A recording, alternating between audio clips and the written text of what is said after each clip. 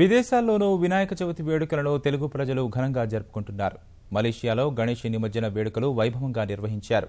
Telugu experts association of Malaysia team ఆధ్వర్యంలో మరో 12 తెలుగు సంఘాలతో కలిసి సందడి చేశారు. లంబోదరడి లడ్డూను Telugu experts association of Malaysia అధ్యక్షుడు అనిల్ కుమార్ 1116 రింగింగ్స్ కు వేలం పాటలు దక్కించుకున్నారు. పోర్ట్ డిక్సన్లో వినాయక రథోత్సవ కార్యక్రమం నిర్వహించారు. మలేషియాలో భారత రాయబారి రాజీవ్ అయ్యర్ వినాయక పూజలో పాల్గొన్నారు. వినాయక మండపం వద్ద సాంస్కృతిక కార్యక్రమాలు ఆకట్టుకున్నాయి.